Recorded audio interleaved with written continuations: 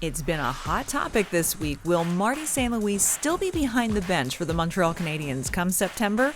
I want to know what you think about that. Plus, let's talk about the Laval Rocket's march to the playoffs coming up next.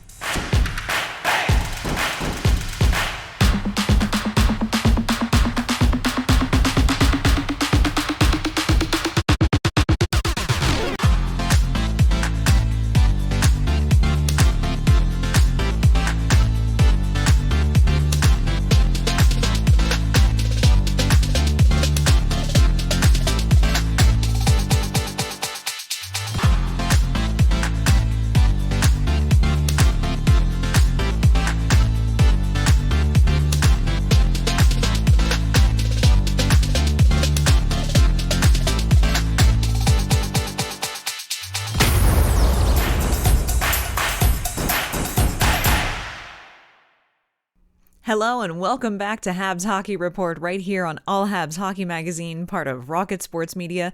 I am Amy Johnson, your host for the show each and every Thursday, and we're glad that you're here. We've got a great show lined up for you today. Before we get into it, however, just want to remind you and encourage you to please hit that subscribe button and hit that notification bell so that you never miss an episode of Habs Hockey Report. We've got some really exciting episodes coming up in the second half of this month that you're not going to want to miss. And we've got a stacked show for you today. It's, the title of this episode is Tale of Two Teams, and it really is, we've got the Montreal Canadiens who are suffering some losses, suffering some injuries, seeing guys be done for the season. It's kind of the downturn at the end of a long year for the Canadiens. But on the other side of things, the Laval Rocket are surging forward, trying to maintain that second place hold on the North Division as they march towards the playoffs. So we're going to examine all of that today.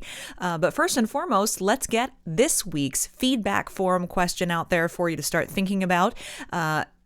We've heard Marty St. Louis talk about it this week. Do you think he deserves the job? Do you think MSL should be the next Canadiens head coach? I'd love to hear your thoughts on it. Leave a comment down below, and we'll read your answers on next week's show.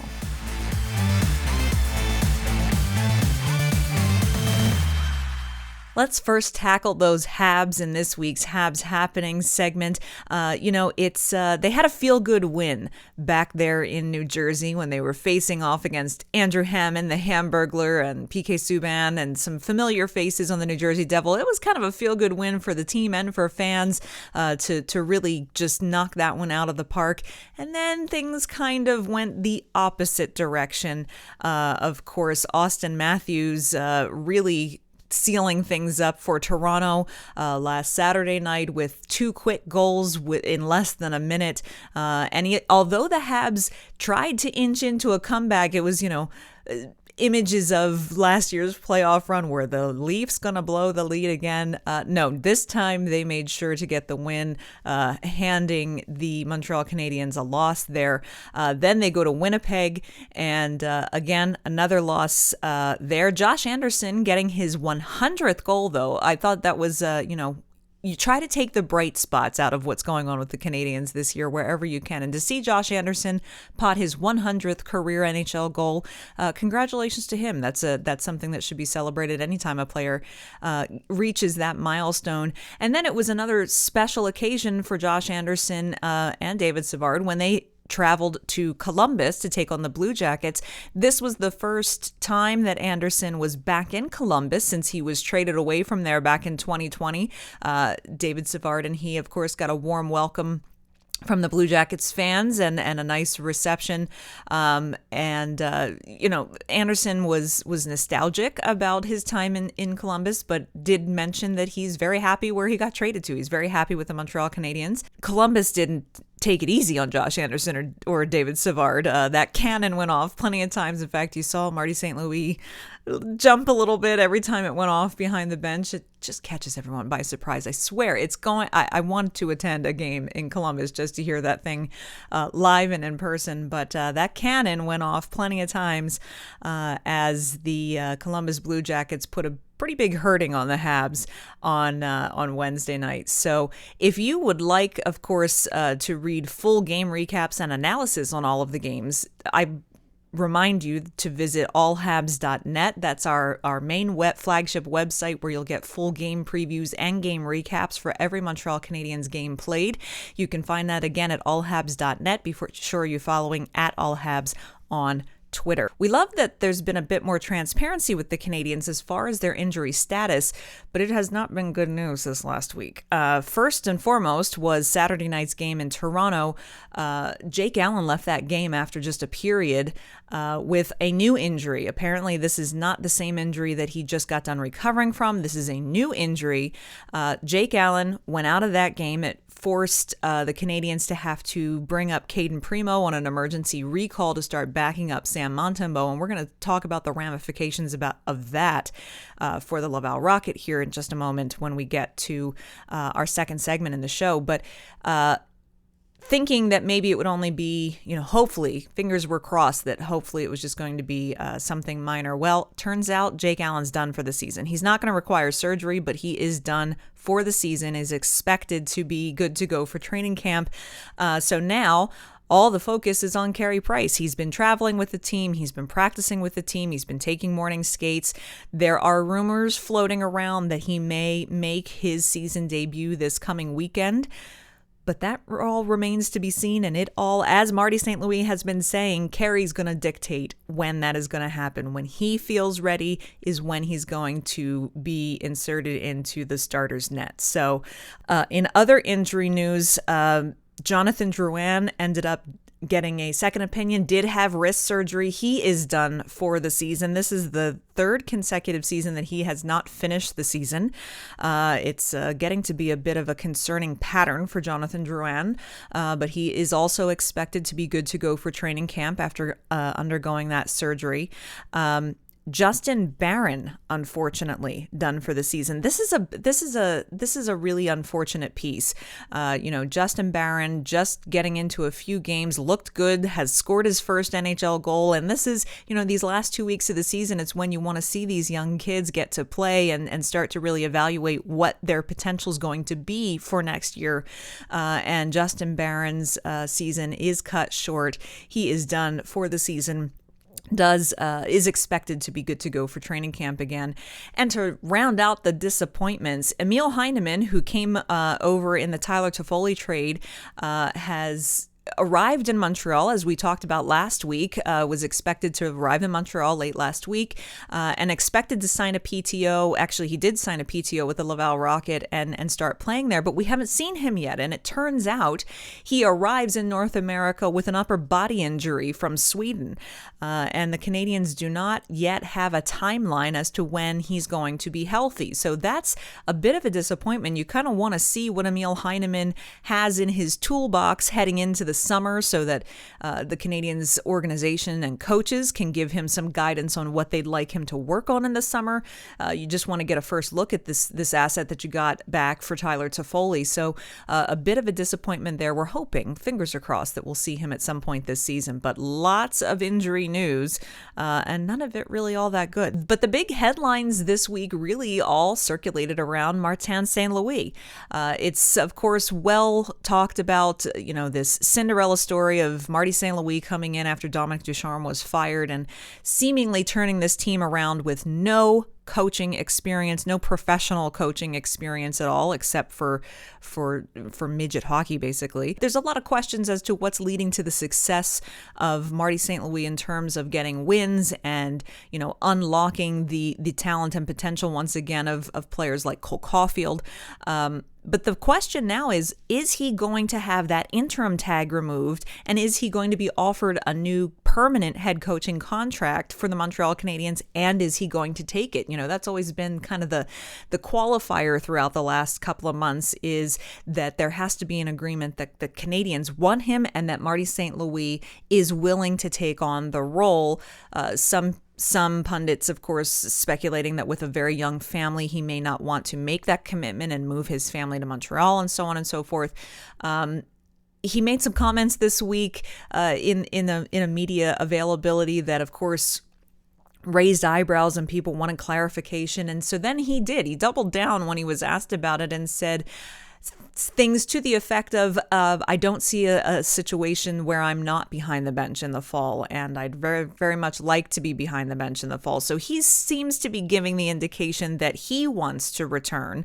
The Canadiens have seemed to indicate that they want him back. The question is he the right guy for the job? This couple of months that he's been behind the bench, yes, much more fun and much more productive than the first 2/3 of the season for the Montreal Canadiens. There's no denying that. But is Marty St. Louis the long-term solution?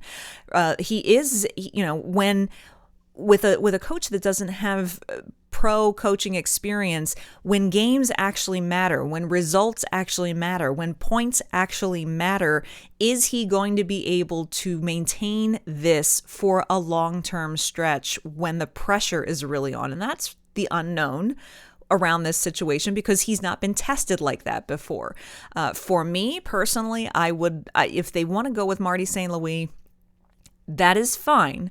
I just hope that they do their due diligence and do a proper head coaching search in the offseason and interview other candidates who are qualified and available, and then compare everyone, including St. Louis. And if at the end of that search, the committee decides, you know what, Marty is still the guy that we think is the best for the job, then I can support that decision, because they've done the work to make sure that they really are offering the contract to the best guy for the job. So that's where I sit on it. I'm not against it. I just want them to do a proper search and not just do what they did with Ducharme and just say, okay, you're doing a great job. You're doing a good job, so we'll remove the interim tag and you can take it from there. And we saw how disastrous that ended up being. So I hope that they're just not going to make that mistake 2 years in a row.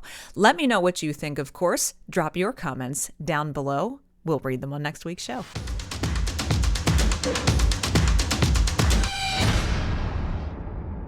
Down in the AHL, however, things are on fire for the Laval Rocket. They still have a stranglehold on that second place position in the North Division, which is probably one of the most competitive divisions in the AHL so far this year.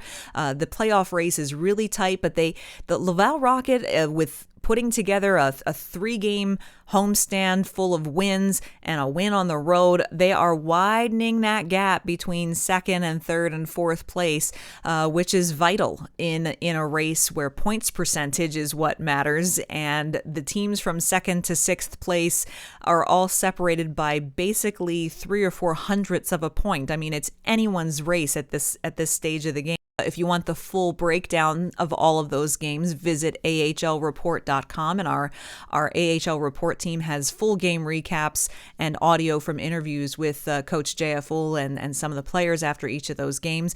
But it was a fun 3-game homestand last week. Probably the highlight was their old-time hockey night. They had these tremendous throwback jerseys that they wore. Diane Bibeau was in the house playing the organ like she does at the Bell Center.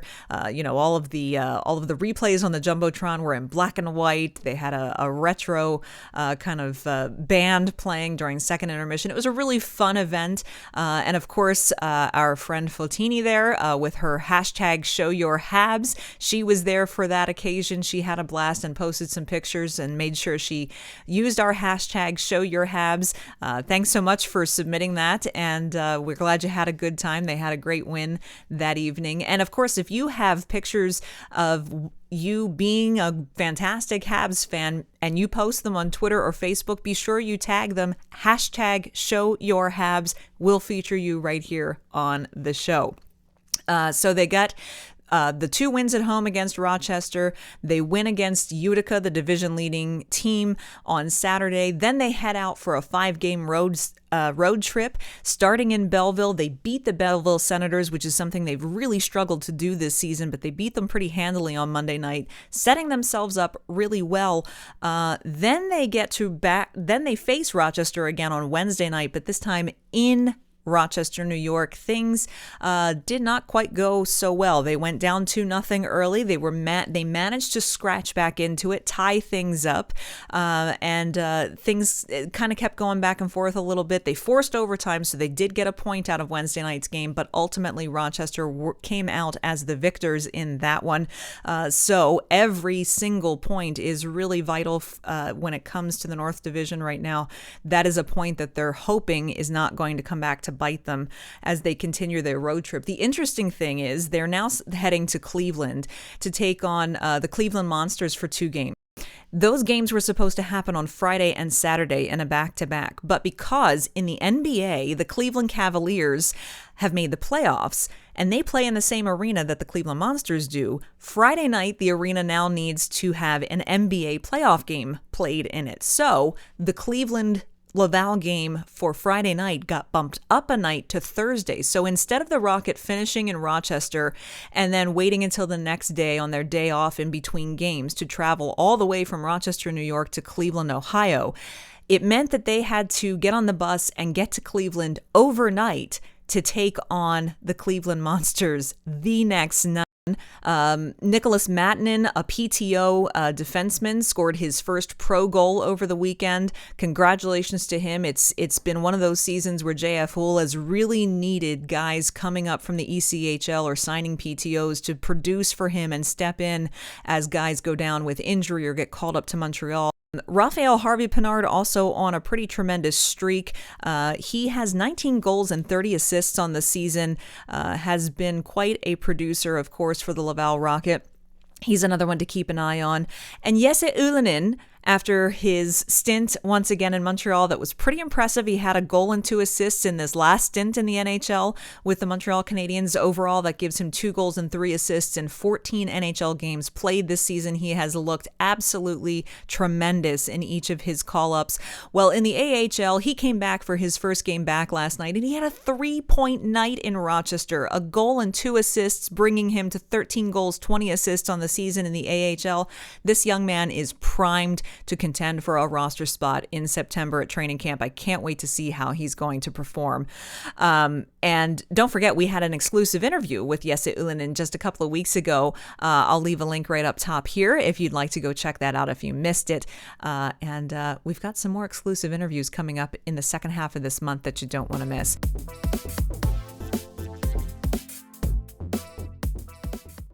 And finally, it's time for the Habs Fan Hub. We're going to kick things off, of course, with the All Habs Roll Call. We have Morris saying, "Hi guys, Morris here. I listen to you from New Zealand. Love the show. Been a Habs fan for over 49 years. Keep up the great work. God bless." Thanks so much, Morris. We're happy to have you all the way from New Zealand. Let us know where you're watching from. Just drop a comment down below. Let us know where you're watching from and how long you've been a Habs fan and why you're a Habs fan. And we'd love to introduce you to the rest of the viewers on the show. Also, a quick reminder, don't hesitate to send in our All Habs mailbag questions. Anytime you have a question about the Habs, the Laval Rocket, their prospects, anything related to hockey, feel free to send us a question. Just drop a comment down below, and we will put that in the All Habs mailbag, and we'll answer your questions right here on the show. So just a reminder, send in those questions. We love to answer viewer questions. Of course, when it comes to questions, we do have one for you each and every week, and that's our feedback forum question. Just a reminder, this week it's all about Martin St. Louis. What do you think about the potential for him to come back as the permanent head coach of the Montreal Canadiens next year? Is it something you'd like to see happen? Or do you think someone else would be a better fit for the job? Or do you think St. Louis would do better in a different role with the Canadiens? And so that means last week we did have a question as well. It was all about Brendan Gallagher and his somewhat controversial comments about Tim Stützle following the knee-on-knee hit between Stützle and Nick Suzuki in that game against Ottawa. And my question last week was, what did you think of Brendan Gallagher's comments? And we had a couple of people write in to talk about that. We had, looks like Little Molly Erami writing in saying, "Gallagher, love the guy, team leader, undeniable, maybe our next captain, but one cannot say those things, wrongful and unnecessary. Frustration? Bad play by Suzuki to start with. Both players were lucky to avoid serious injury. Knee on knee is bad. Suzuki should know better too. Intentional? No. Instinctive reaction to slow him down, eh? Merci, Amy. Great show. Thanks so much for writing in. We always appreciate your comments and love to read them.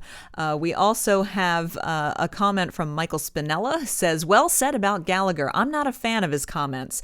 He is not wrong about Stützle embellishing too often, but there is no need for him to attack Ottawa's adopted German son.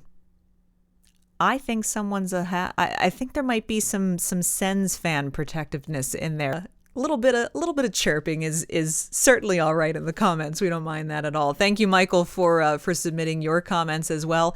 We also had a comment from Tom Crouchman who responded to a previous feedback forum question asking who you would like to see called up from Laval for a look at the NHL before the end of the season. He replied with, Joel Teasdale and Raphael Harvey-Pinard deserve a call up, and Vedemo could use another chance.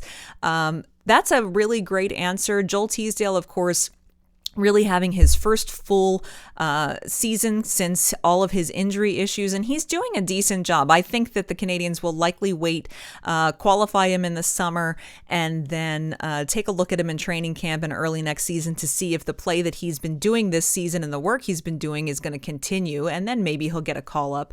Harvey-Pinard, of course, he's always an exciting player to watch. We'll see. I don't believe he'll make the Canadiens roster in the fall, but I think he'll be on that kind of call up cusp. Lucas Vedemo is one I really also think deserves another chance. He's an older prospect, but he's not, too old. He's not out of the game yet, and he continues to steadily progress in the AHL and has a very mature attitude and game right now. I think he could also do well with a call-up. I just don't think any of those guys are going to get called up this season, so I think we're going to have to wait until next year. But thank you very much, Tom, for your comments. If you missed last week's episode, be sure to check it out right here. Thanks so much for watching. Don't forget to subscribe, and we'll see you next Thursday here on Habs Hockey Report.